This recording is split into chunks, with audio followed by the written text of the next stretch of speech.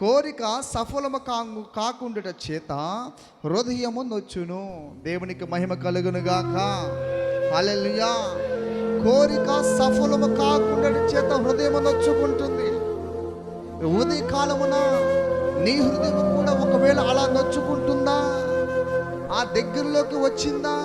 ఎప్పుడో వచ్చేసి తిరిగిపోయామా? మనసు మార్చుకొని దేవుడు చేస్తానే మొండితనముగా ఉన్నామా?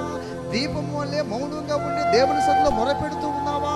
నా దేవుడు ఎప్పుడైనా సహాయం చేయగల సమర్థుడని విశ్వాసమైనటువంటి నమ్మకం ఉంచి ఉన్నావా?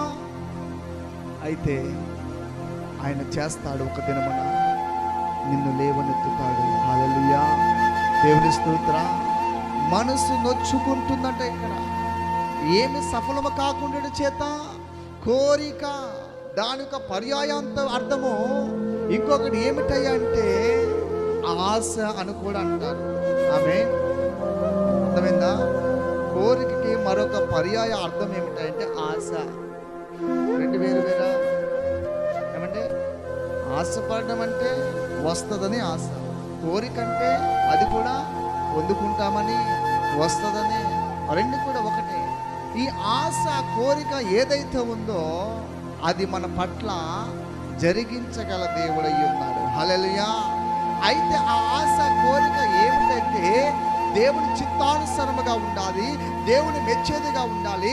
ఆయన అనుసరించి మనము నడిచినప్పుడు తప్పకుండా ఆ కోరిక, ఆ వాంఛను దేవుడు మన జీవితంలో జరిగించేవాడుగా ఉన్నాడు. హల్లెలూయా. కానీ ఇక్కడ అంతవరకు వెయిటింగ్ చేయలేకపోతూ ఉన్నారు. అంతవరకు కూడా దేవుడు నిలబడలేకపోతూ ఉన్నారు. ప్రియమైన దేవుని బిడ్డలారా, దేవుడు ఆలస్యాన్ని అత్యధికమైన విజయముగా నీకు సిద్ధపరచగలడు. దేవుని స్తోత్రం. హల్లెలూయా.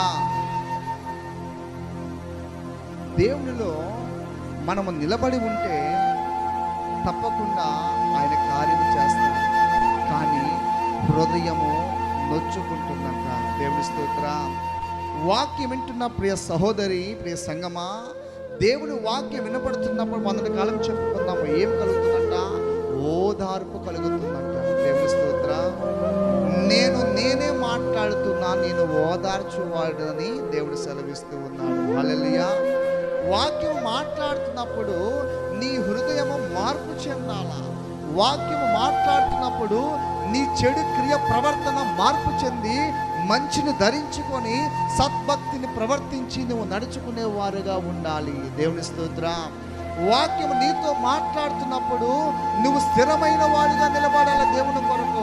ఆ వాక్యం ఎత్తుబట్టి దేవుడిని ప్రార్థనలో నువ్వు పోరాడి అడిగి పొందుకునేవాడిగా ఉండాలి. కానీ ఒక కోరిక, ఒక ఆశ నీలో ఉంటే అది జరగకపోవడం ద్వారా నీ హృదయం ఎందుకు నొచ్చుకుంటుంది? దేవుని స్తోత్రం.